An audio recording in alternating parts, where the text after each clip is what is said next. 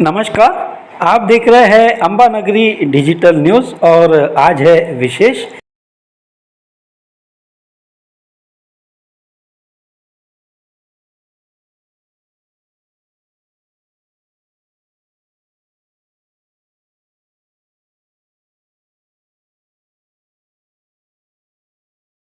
अंबा नगरी digital news और आज हम आए हैं अमरावती में और अमरावती के राजापेट से बडनेरा रोड के स्थित है यह मंगल कार्यालय और बताना चाहेंगे कि पुरुषोत्तम का यह मास है और इस पुरुषोत्तम के मास में जो बहुत सारे लोग धार्मिक कार्य करते हैं।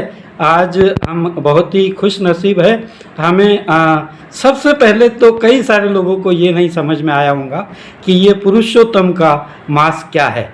तो स्वामी जी, हम आपसे पूछना चाहेंगे कि सबसे पहले तो आपसे निवेदन है, आप किसी परिचय के मोहताज नहीं है, हम सब आपको जानते हैं, आपके भक्त लोग आपको जानते हैं। फिर भी ये जो चैनल है ये न केवल अमरावती बल्कि संपूर्ण विदर्भ, महाराष्ट्र, भारत में और विदेशों में भी यह जाता है क्योंकि ये यूट्यूब से कनेक्टेड है। तो सबसे पहले मैं आपसे अत्यंत विनम्रता से प्रार्थना करूंगा कि उन हमारे दर्शकों को आप अपना परिचय दें जो आपको नहीं जानते हैं और उसके बाद फिर मैं क्रम से आपसे कुछ सवाल पूछूंगा जो आपके इस भागवत सप्ताह से ही रिलेटेड है। और मैं आपको बताना चाहूँगा कि आप अभी अंबा नगरी डिजिटल न्यूज़ चैनल के सामने है जहां आपके दर्शन और आपके इस सत्संग का संदेश जो है इस हाल के बाहर भी कई सारे आपके श्रद्धालुओं के पास में जाएगा। धन्यवाद। राम कृष्ण हरि। मैं पहले आपसे विनंती करना चाहता हूँ, आपने तुम्हें कुछ सवाल हिंदी भाषा में पूछे हैं, लेकिन मेरा जो प्रभुत्व है मराठी भाषा के ऊपर होने के कारण और मेरे को जानने वाले जो लोग हैं सबसे ज़्यादा मराठी भाषा के, इसलिए मैं आपके प्रश्न का उत्तर मराठी भाषा में देना चाहता हूँ। योगी सम्राट गजानन महाराज त्यांचे अंतरंग प्राणप्रिय पट्टशिष्य श्री संत भास्कर महाराज यांचे नातू संत श्री वासुदेवजी महाराज यांचा मी शिष्य असून वैकुंठवासी संत श्री वासुदेवजी महाराजांच्या संगतीमध्ये महाराजांच्या शेवटच्या श्वासापर्यंत त्यांची सेवा करून आज त्यांच्याच कृपा आशीर्वादाने संपूर्ण महाराष्ट्राच्या सीमावर्ती राज्यात किंबहुना संपूर्ण भारत देशामध्ये अनेक तीर्थक्षेत्रांच्या ठिकाणी भागवत धर्माची पताका खांद्यावर घेऊन प्रत्येक ठिकाणी श्रीमद भागवत कथेच्या माध्यमातून हजारो भाविक सद्भक्तांना नेण्याचं सौभाग्य मला प्राप्त झालं। त्यात अमरावती नगराशी गेल्या अनेक वर्षापासून माझं नाळ जोडलेलं आहे। त्यात अंबादेवी मंदिरामध्ये, एकविरा मातेच्या मंदिरामध्ये सुद्धा गेल्या 25 वर्षापासून अष्टमीची मानाची कीर्तनाची सेवा माझ्या वाट्याला येते आणि म्हणून आपण आपल्या या चॅनलच्या माध्यमातून आज हा विचार पुन्हा समाजापर्यंत, लोकांपर्यंत पोहोचवण्याचा जो काही प्रयत्न करतात त्याबद्दल मी आपल्याला शतशः धन्यवाद देतो आणि आपण क्रमाने विचारलेल्या प्रश्नाचं उत्तर देतोय की हा पुरुषोत्तम मास आहे। पुरुषोत्तम मास म्हणजे काय? एक खगोलीय घटना आहे, खूप मोठा विचार आहे। एका 2 मिनिटाचा, एका 2 तासाचा तो विषय नाही। बाकीच्या सगळ्या महिन्यांमध्ये मकर संक्रमण असतं, परंतु या महिन्यामध्ये मकर संक्रमण होत नाही आणि मकर संक्रमण नसल्यामुळे या महिन्याला कोणी स्वामी नाहीत, त्यामुळे पूर्वीच्या काळी याला मलमास असंही म्हटलं जायचं। किंबहुना मराठी भाषेमध्ये दुष्काळात 13वा महिना नाम धोंडा आमच्या मस्तकी आला, म्हणून याला धोंड्याचा महिना सुद्धा म्हटलं जायचं। हा उपेक्षित असणारा मलमास भगवंताच्या शरण गेलात आणि भगवंतानी याचं, भगवान पुरुषोत्तमानी याचं स्वामित्व स्वीकारलं आणि म्हणून याला पुरुषोत्तम मास असं म्हटलं जातं। आणि या पुरुषोत्तम मासामध्ये केलं गेलेलं प्रत्येक कर्म हे विशेष पुण्याचं, अशा पद्धतीचं आपल्याला पुण्यकारक ठरतं। अधिकस्य अधिकम फलम या नियमाप्रमाणे इतर मासामध्ये केलं गेलेलं पुण्य हे मर्यादित स्वरूपाचं असतं, परंतु ज्या मासाचा स्वामीच मुळात भगवान आहेत, पुरुषोत्तम आहेत आणि त्या पुरुषोत्तम मासामध्ये केलं गेलेलं पुण्य हे विशेष फल प्राप्त करून देणारं असतं। म्हणून याला पुरुषोत्तम मासामध्ये बाकीच्या प्रापंचिक विधींपेक्षा धार्मिक विधींना प्राधान्याने महत्त्व देऊन यात धार्मिक विधी अधिक प्रमाणामध्ये केल्या जातात, म्हणून याला पुरुषोत्तम मास असं म्हणतात। और अगला सवाल मैं आपसे पूछूंगा। निश्चित रूप से आपके जो श्रद्धालु है, आपके भक्त है, वे अत्यंत परे है, उनके लिए ये जो सवाल हमारे है मायने नहीं रखते। लेकिन कई सारे ऐसे लोग हैं जो नए रहते हैं, अध्यात्म से जुड़े रहते हैं, लेकिन उसकी डीपली जानकारी उनको नहीं रहती है।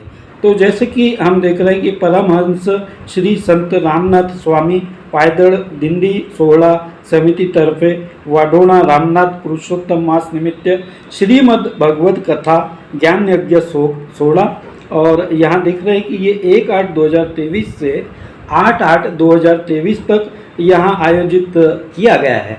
और आज मैंने भी व्यक्तिगत तौर से जब इसे देखा तो यहाँ पे 200 से अधिक श्रद्धालु आपको अत्यंत भाव के साथ सुन रहे थे।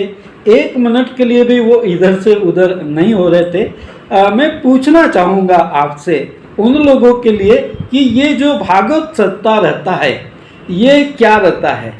सबसे पहले तो भागवत सप्ताह का आप लोगों को अर्थ बताएंगे कि ये क्या होता है, फिर ये क्यों किया जाता है, फिर जैसे कि मैं देख रहा हूँ कि ये 8 दिनों का यहाँ आयोजन है और प्रतिदिन श्रद्धालु यहाँ पे आते हैं, तो क्या और क्यों के बाद में कैसे ये भागवत सप्ताह का आयोजन किया जाता है। फिर अगला जो मेरा सवाल रहेगा कि इसका आयोजन जो है मतलब कौन लोग करते हैं इस प्रकार के सप्ताह का आयोजन, और फिर वापस पूछूंगा कि वो क्यों इसका आयोजन करते हैं। फिर अगला जो सवाल रहेगा कि आयोजन करते हैं कुछ लोग, फिर अत्यंत विनम्रता से प्रार्थना करके उनके घर घर जाके उनसे विनंती करते हैं कि निश्चित रूप से आप इस कार्यक्रम में आइए, और फिर निश्चित रूप से उनमें से कई सारे लोग आते भी है यहाँ पे। तो उन लोगों को वापस से इससे क्या मतलब लाभ होता है, तो आज थोड़ा सा लाभ के ऊपर ही बात करें, क्योंकि ये भागा दौड़ी का दौर है। हर व्यक्ति जो है अपने अपने गोल के पीछे तनाव से घिरा हुआ है, तो बहुत सारे लोगों के पास में ऐसे लगता है उनको कि समय नहीं है। पर यहाँ तो जिन लोगों को हम देख रहे हैं तो उनको पास में समय पूरा हफ्ता भर आपके इसमें समर्पित है। तो कृपया आप थोड़ा सा इस पे विश्लेषण मी आपल्या प्रश्नाचे उत्तर देण्याचा प्रयत्न नक्कीच करेल, पण प्रश्नाचे उत्तर देत असताना प्रश्नाचा क्रम आपण ज्या क्रमाने विचारला त्याने न देता उलट क्रमाने उत्तर देण्याचा प्रयत्न करेल। कारण या भागवत सप्ताहाचं आयोजन करण्याच्या मागचा उद्देश काय, तर प्रयोजन मनुद्दिश्य न मंदोपी प्रवर्तते। प्रयोजन सिद्ध झाल्याशिवाय मंद माणूस सुद्धा कर्म करण्याकरता प्रवृत्त होत नाही, कारण त्याचा स्वार्थ त्याचं हित जोपर्यंत त्याच्या दृष्टोत्पत्तीस येत नाही तोपर्यंत ते कर्म करण्याकरता तो प्रवृत्त होत नाही। म्हणून भागवताचं प्रयोजन काय आहे, भागवत कशा करतात, भागवताचं प्रयोजन त्याच्याच करता आहेत की भागवताची कथा श्रवण करणारा जो व्यक्ती आहे त्या कथा श्रवण करणाऱ्या व्यक्तीला मोक्ष प्राप्त होतो, नवल नाही। तर भागवताची कथा श्रवण करत असताना कथा भागीरथी स्नान जे करीती त्यांची उद्धरती पूर्वजते, त्यांच्या पूर्वजांच्या उद्धाराची व्यवस्था ज्या कथा श्रवणामध्ये आहे अशा पद्धतीची ही भागवताची कथा आहे। मुळात प्रश्न आहे भागवत म्हणजे काय, तर भागवत या ग्रंथामध्ये काय आहे हा विषय तर वर्षानुवर्ष चर्चेला जातो आहे, तो 1-2 तासाचा विषय नाही। परंतु पहिल्यांदा भागवत या नावात काय आहेत याचं चिंतन आपण केलं पाहिजे। भागवत या नावामध्ये 4 अक्षर आहेत, भागवत। त्या 4ही अक्षराची स्वतंत्रता आहे। भा प्रकाशे चिदानंदे गतिर्यशा त्रिलोकिकी वरिष्ठम सर्वशास्त्राणाम तरणीभूतां भवार्णवे। भ हे अक्षर चिदानंद परमात्म्याच्या प्रकाशाचं द्योतक आहे, प्रतीक आहे, चिदानंद परमात्म्याचा प्रकाश। ग ज्याची अलौकिक स्वरूपाची गती आहेत, व म्हणजे सर्व शास्त्रामध्ये जे वरिष्ठ आहेत, आणि तरणीभूतां भवार्णवे या भवसागरातून तारून नेण्याचं सर्वोत्तम अशा पद्धतीचं साधन म्हणजे भागवत आहे। कारण तरावया जना केले भागवत गोडे गोपी भक्त माता पिता। आणि म्हणून मनुष्य म्हणून जन्माला आल्यानंतर त्या व्यक्तीने उद्धाराचा एकमेव साधन असा मनुष्य देह आपल्याला प्राप्त झाल्यानंतर कलियुगीन भक्तोद्धाराचं सर्वोत्तम साधन जर कोणतं असेल तर ती कथा श्रवण करणे आहेत। याच कथेच्या माध्यमातून राजा परीक्षितीचा उद्धार झाला, कारण कथा श्रवणाच्या द्वारा उद्धाराचा पहिला प्रत्यक्ष जर कोण असेल तर तो राजा परीक्षिती आहे। श्रवणे तरला परीक्षिती भूपती 7 दिवसा मुक्ती झाली तया, किंवा श्रीशुक आपण करुणी कीर्तन उद्धरीला जाण परीक्षितीत। आणि परंपरा आहेत ही आमची अनुभूती आहेत। बाकीची जी साधनं आहेत त्या बाकीच्या साधनांना उपांगांची गरज भासते, अर्थात योग ही साधना आहे, पण त्याच्या मागे उपांग आहेत. यम, नियम, आसन, प्राणायाम, प्रत्याहार, धारणा, ध्यान आणि समाधी. यज्ञ आहे, त्याच्या मागे उपांग आहेत. परंतु सांग उपासना जर कोणती असेल तर ती श्रवण ही सांग उपासना आहे, की ज्या श्रवणाच्या माध्यमातून करणाऱ्याला इतर कुठल्याही उपांगांचा अवलंब करावा लागत नाही. श्रवणाची मिशी बैसावी येऊनी, साम्राज्य भुवनी सुखी नांदेत. श्रवणाच्या मिसानी केवळ येऊन बसावं आणि त्याला साम्राज्य भुवनाची प्राप्ती होते. आणि याच्याच करता ही परंपरा या महाराष्ट्रामध्येच नाहीत, या देशामध्येच नाहीत, या जागतिक स्तरावर आज ही परंपरा सांभाळल्या जाते. आणि कुठल्या तरी गावातील, कुठेतरी शहरातील सद्भाविक सद्भक्त एकत्रित येतात, एक संघटन तयार करतात. कारण एकट्याचा नव्हे खेळ म्हणून मेळ मिळविला, किंवा कलौ संघ शक्ती ही, कलियुगामध्ये संघटना हीच शक्ती आहेत हे डोळ्यासमोर ठेवून एकत्रित येतात. 4-5 लोकांचं संघटन तयार करून त्याच्या माध्यमातून भागवत सप्ताहाची आयोजन करतात. कारण सप्ताह ही संकल्पना मुळातच श्रीमद भागवतांनी संपूर्ण जगाला दिलेली आहे. कारण धुंदुकारीनी स्वतःच्या उद्धाराकरता ज्यावेळा गोकर्णाला विनंती केली की दादा माझा उद्धार झाला पाहिजे, असं काहीतरी कर, त्यावेळा धुंदुकारीला गोकर्णाने सांगितलं बाबा अरे तुझ्याकरता मी गयेला श्राद्ध केलेलं आहे. त्यावेळा त्यांनी सरळ सांगितलं गया श्राद्धम शतैनापि मुक्तिर्मेन भविष्यती. दादा 1 नाही 100 जरी श्राद्ध गयेला जाऊन केले तरी माझा उद्धार होणार नाही. तुझ्या उद्धाराकरता काय केलं पाहिजे म्हटली. मला माहित असतं मी तुझ्याकडे येण्याचं काही कारण नव्हतं. त्यांनी महात्म्यांची सभा घेतली. महात्म्यांना विचारलं त्यावेळा त्यांनी सांगितलं धर्मशास्त्रामध्ये एखाद्या पापकर्म करणाऱ्या पाप्याच्या पापापासून मुक्त होण्याकरता प्रायश्चित्ताचं प्रावधान आहे. परंतु प्रायश्चित्त घेण्याकरता पापी प्रत्यक्षात हजर असावा लागतो. याचा देहत्याग झाला, हा प्रेत योनीला गेलेला आहे, याच्याकरता आमच्याकडे प्रायश्चित्त नाही. त्यावेळेला त्यांनी भगवान भुवनभास्कर म्हणजे सूर्यनारायणाला नमस्कार केला. तुभ्यम नमो जगत साक्षीम ब्रूहिमेस मुक्ती हेतुकम. माझ्या भावाच्या मुक्तीकरता काहीतरी उपाय सांगा. त्यावेळेला भगवान भुवनभास्करांनी त्याला सांगितलं श्रीमद भागवताम मुक्तिम सप्ताहम वाचनम कुरु. श्रीमद भागवताच्या माध्यमातून मुक्ती प्राप्त होईल, सप्ताहावर वाचन कर. म्हणून सप्ताह ही संकल्पना मुळात जगाला जी दिली ती भागवताने दिली. म्हणून 7 दिवस पर्यंत सप्ताहाचं या ठिकाणी आयोजन केलं जातं. आणि आयोजनाचं वैशिष्ट्य आहे एकट्याचा नवे खेळ म्हणून मेळ मिळविला या नियमाप्रमाणे अनेक लोक एकत्रित येत असतात.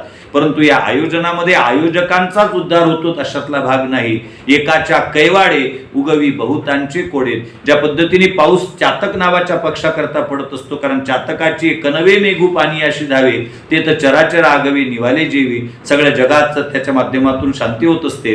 गाय दूध वासरा करता देत असते, परंतु पर्यायी संपूर्ण घरच्या लोकांच्या दुभत्याची व्यवस्था होत असते. त्या पद्धतीने अनन्य गती कमळा करता सूर्य उदयाला येत असतो, परंतु सगळ्या जगाला प्रकाशित करत असतो. तसं आयोजक हे केवळ निमित्त असतात. त्या आयोजकांना त्या आयोजनापासून जे फल प्राप्त होतं ते केवळ श्रवणार्थी जो व्यक्ती आहे, केवळ श्रवणाच्या निमित्ताने आला, त्याचं प्रत्यक्ष आर्थिक योगदान जरी त्या कार्यामध्ये नसलं तरी तो सुद्धा त्याच फलाचा अधिकारी होतो.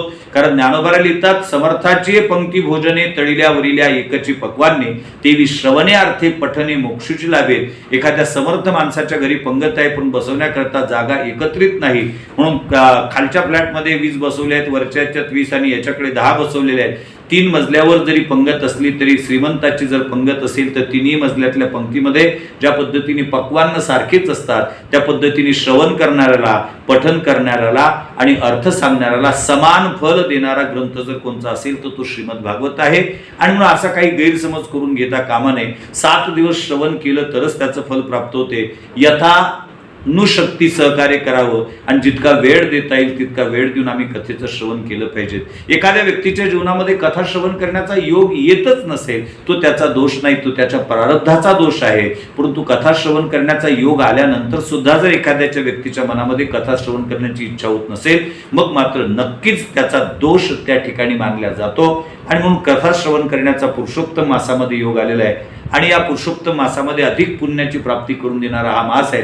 या मासामध्ये अत्यधिक लोकांनी या ठिकाणी एकत्रित होऊन निमंत्रणाची वाट न पाहता श्रवण करून श्रवणाच्या माध्यमातून आपला उद्धार करून घ्यावा. कारण मनाचा मारू न करिता इंद्रियाशी दुःख न देता येथ मोक्ष असे आईता श्रवणाची माझी.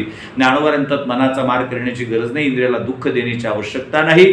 केवळ श्रवण मात्राने मोक्ष प्राप्त करून देणारा विधी श्रीमद भागवताची कथा आहे. आणि म्हणून परमहंस संत श्री रामनाथ बाबा यांच्या पायदल दिंडी सोहळ्याच्या वतीने आणि त्यांच्या भक्त परिवाराच्या वतीने हा अमरावती शहरामध्ये आयोजित केलेला जो की भागवताचा सप्ताह आहे. या सप्ताहामध्ये लोकांनी जास्तीत जास्त संख्येने सम्मिलित होऊन आत्मोद्धाराचा मार्ग प्रशस्त करावा एवढीच विनंती मी या निमित्ताने आपल्या या चॅनलच्या माध्यमातून समाजाला करेन. एक और छोटा सा सवाल पूछना चाहेंगे, क्योंकि हमारा जो चैनल है इससे काफ़ी यूथ लोग भी कनेक्टेड है, तो उन लोगों के लिए थोड़ा सा यह जानने का मतलब प्रयास रहेगा।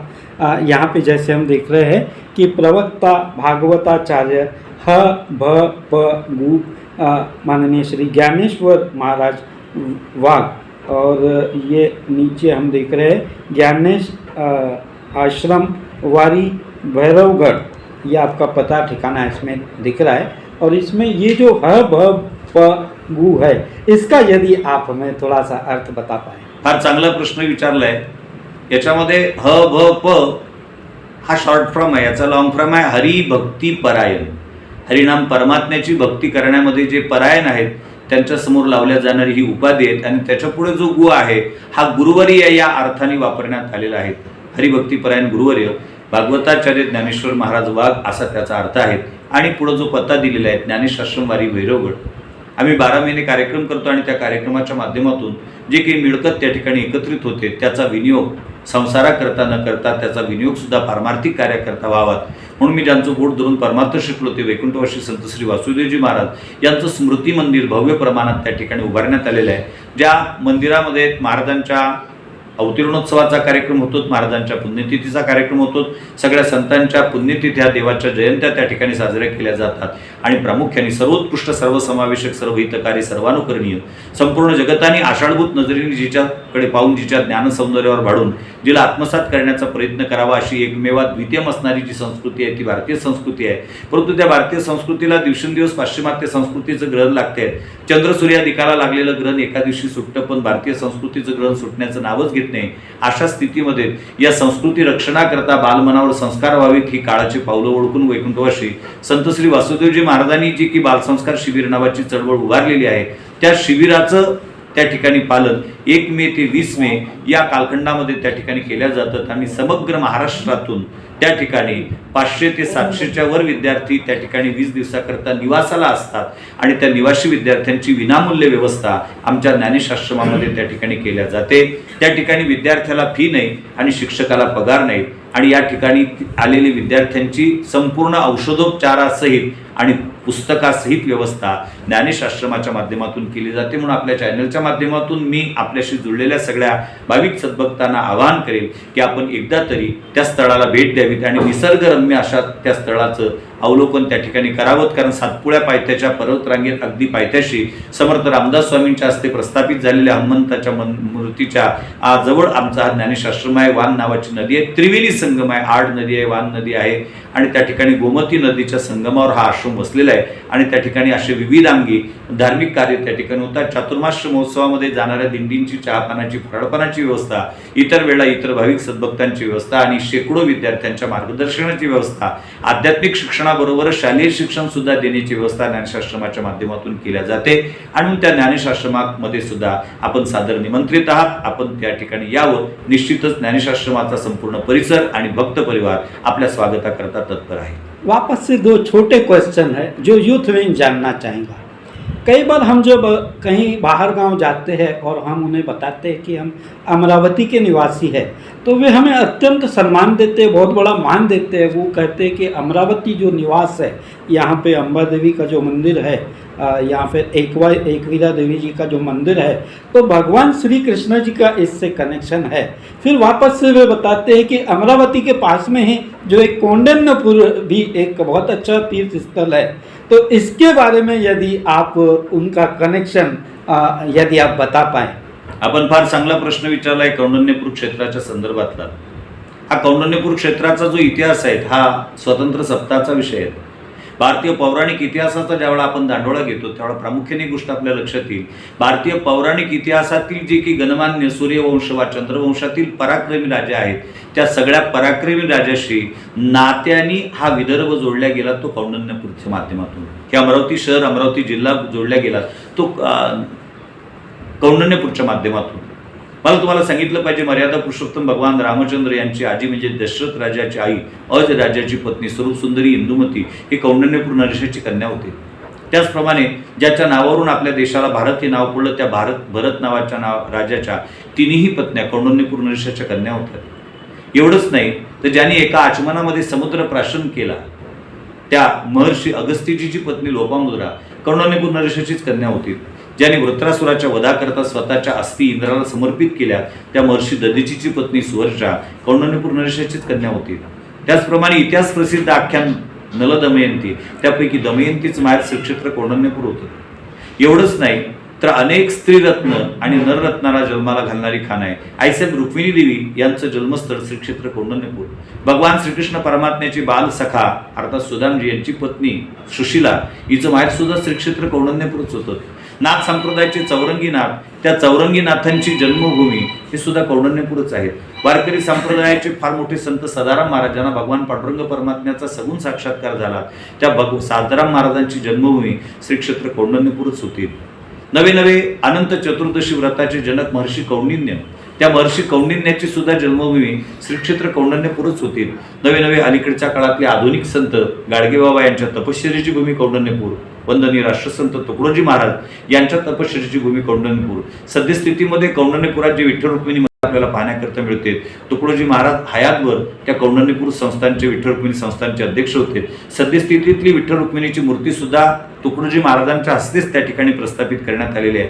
आधुनिक महिपती म्हणून ज्याला ओळखलं जातं ते संत श्री अच्युत महाराज यांनी जितकं वाङ्मय निर्माण केलं, मग महाभारत लिहिलं असेल मराठी भाषेमध्ये वा भागवत लिहिलं असेल, या ग्रंथाची जननी सुद्धा श्रीक्षेत्र कौंडिण्यपूर आहेत. वशिष्ठा नावाची नदी, जिला आता आम्ही वर्धा म्हणतो, ती समुद्रपत्नी आहेत. अशा अनेक स्त्रीरत्न आणि नररत्नाला जन्माला घालणारी खाण आहे. किंबहुना त्यांच्या माध्यमातून भारतीय पौराणिक इतिहासाशी आम्ही नात्याने जुळलेलो आहोत. फक्त दुर्दैव एवढंच आहे की कालाच्या ओघामध्ये भगवान परमात्मा आईसाहेब रुक्मिणी देवीला घेण्याकरता कौंडिण्यपूर क्षेत्रात आले. त्यांनी आईसाहेबाला घेऊन गेल्यानंतर ज्यावेळेला रुक्मिणी त्याचा विरोध केला, त्यावेळेला बलराम दादांनी ती नगरी पालथी घातली आणि शाप दिलात की 5000 वर्षपर्यंत या नगरीचं उत्थान होणार नाही. मला सांगितलं पाहिजे की तो शापाचा कालखंड संपलेला आहे, परंतु अजूनही ती नगरी स्वतःच्या उद्धाराच्या प्रतीक्षेत आहेत. आपल्या चॅनलच्या माध्यमातून मी संपूर्ण भाविक सद्भक्तांना विनंती करेल की आपण ज्या पद्धतीने वृंदावन, मथुरा या ठिकाणी जातात, आळंदी पंढरपूर या क्षेत्राच्या ठिकाणी जातात, आपण कौंडिण्यपूर नावाच्या क्षेत्राच्या ठिकाणी निश्चितच आलं पाहिजे. कारण भगवान श्रीकृष्ण परमात्म्याच्या प्रागट्याच्या अगोदर लक्ष्मीशी तेव्हा सांगे ऋषिकेशी, कौंडिण्यपुराशी जावे तुम्ही. भगवान विष्णूने स्वतः लक्ष्मीला सांगितलं की तुम्ही कौंडिण्यपूरला जा. किंवा ज्ञानोबा तीर्थयात्रा करत असताना कौंडिण्यपूर क्षेत्रात आले. त्रिवर्गी म्हणितले जाता जाता हरी आम्हा कौंडिण्यपुरी आज्ञा द्यावी. अनेक साधू संत त्या कौंडिण्यपूर तीर्थक्षेत्राची तीर्थयात्रा करण्याकरता येतात. भगवान श्री ज्ञानोबारायांचा पालखी सोहळा पंढरपूर क्षेत्रात जातोय. तो 700 वर्षापूर्वी चालू झाला, पण ज्ञानोबाराय समाधीस्थ झाल्यानंतर तो बंद पडला आणि तो बंद पडल्यानंतर तुकोबारायांची वाट पाहावी लागली. 350 वर्ष तो सोहळा बंद होतात आणि मग तो तुकोबारायांनी चालू केला. परंतु ज्ञानोबारायांचा पालखी सोहळा ज्या कालखंडात बंद होता, त्याही कालखंडामध्ये जो सोहळा चालू होता पंढरपूरच्या पायवारीचा, तो आईसाहेब रुक्मिणी देवीचा होता. 425 वर्षाच्या वर ज्या पालखी सोहळ्याचा कालखंड आहे, अशा पद्धतीचे अनेक इतिहास या विदर्भ भूमीशी जुळलेले आहेत. त्यात महत्वाचं क्षेत्र कुंडिनपूर नावाचा उल्लेख पुराणांमध्ये येतो. हल्ली ज्याला कौंडिण्यपूर म्हणतात, अत्यंत रम्य आणि अत्यंत तपस्थली असणारं हे क्षेत्र आहे, परंतु ते विकासापासून वंचित आहेत. ज्या पद्धतीने एखाद्या राजकीय नेत्याची जन्मभूमी असेल, त्याची कर्मभूमी असेल, त्याची वास्तव्यभूमी असेल, सरकार ती ताब्यात घेऊन, मग ती देशात असोत वा देशाबाहेर असोत, ती भूमी ताब्यात घेऊन त्याचा विकास ज्या पद्धतीने करते, त्या पद्धतीने आईसाहेबांची जन्मभूमी असणाऱ्या विदर्भातील या कौंडिण्यपूरचा महाराष्ट्र सरकारने ती भूमी ताब्यात घेऊन त्याचा शासकीय स्तरावर विकास करून तो आमजनतेकरता खऱ्या अर्थाने दर्शनाकरता खुला करावा आणि या विदर्भाचा इतिहास जगापर्यंत पोहोचवण्याकरता सहकार्य करावं, एवढी विनंती आपल्या चॅनलच्या माध्यमातून महाराष्ट्रातील विद्यमान सरकारला मी करतोय. आणि निश्चितच ह्या भावना महाराष्ट्र सरकारपर्यंत आपल्या चॅनलच्या माध्यमातून पोहोचतील वा ही या माध्यमातून श्रवण करणारी जी मंडळी आहे, या क्षेत्राशी संबंधित असलेल्या मंडळींनी हा केवळ कुठल्या व्यक्तीचा कार्य नसून, कुठल्या एखाद्या विशिष्ट व्यक्तीचं किंवा विदर्भातल्या किंवा अमरावती जिल्ह्यातील कौंडिण्यपूर नावाच्या क्षेत्रातील लोकांचं कार्य नसून, हे संपूर्ण वैदर्भीय वासियांचं किंबहुना महाराष्ट्राचं हे कार्य आहे. कारण मला सांगताना स्वाभिमान वाटतो, सौराष्ट्रातला देव महाराष्ट्रात आणण्याचं काम या कौंडिण्यपूर क्षेत्राने केलं. भगवान परमात्मा सौराष्ट्र नाम गुजरातमध्ये असलेले भगवान कृष्ण परमात्मा पहिल्यांदा रुक्मिणी देवीला घेण्याकरता कुंडिनपुरात आले आणि तदनंतर कायमस्वरूपी वास्तव्याला जे पंढरी क्षेत्रात आले, त्याला कारण सुद्धा आईसाहेब रुक्मिणी देवी दिंडीर वनामध्ये तपश्चर्या करण्याकरता रुसून बसलेले असताना त्यांचं सांत्वन करण्याकरता भगवान परमात्मा द्वारकेतून पंढरी क्षेत्रात आले. ते कायमस्वरूपी पंढरीवासी झालेत. अर्थात पंढरपूरचं जे कुळदैवत आहेत, आमच्या महाराष्ट्रीयांचं जे कुळदैवत आहे, ते महाराष्ट्रात स्थित होण्याकरता जे विविध कारण आहेत. मग पुंडलिकरायाची तपश्चर्याच केवळ समोर केल्या जाते. पुंडलिकाच्या भावार्था असं सांगितलं जातं की पुंडलिकाची भेटी परब्रह्म आले गा, परंतु हे हेतू पुरस्सर डावलल्या जातं. आईसाहेबांची सांत्वना करण्याकरता सुद्धा भगवान परमात्मा द्वारकेतून पंढरपुरात आलेत आणि त्या पंढरपूरवासी झालेत, पांडुरंग झालेत, विठ्ठल झालेत. ही आईसाहेबांची कृपा आहेत. त्या आईसाहेबांच्या जन्मभूमीच्या बाबतीतलं औदासिन्य भाविक सद्भक्तांनी आणि महाराष्ट्र सरकारने दूर सारून त्याचा विकास करावा, एवढीच विनंती मी आपल्या चॅनलच्या माध्यमातून करेन. बहुत बहुत धन्यवाद। और निश्चित रूप से अमरावती वासियों का, अंबा नगरी वासियों का ये बहुत बड़ा सौभाग्य है कि हमारे बीच में माननीय श्री ज्ञानेश्वर महाराज वाक साहब का अमरावती के इस पावन भूमि पे, अंबा नगरी पे उनके चरण स्पर्श हुए हैं और वे हमें कुछ ज्ञान देने आए हैं इस भागवत सप्ताह का। और बताना चाहेंगे कि 1 अगस्त 2023 से जो शुरू हुआ था, जो अभी भी 8 अगस्त 2023 तक बरकरार रहने वाला है। थोड़ा सा आपको बता देते हैं कि जो काकड़ा भजन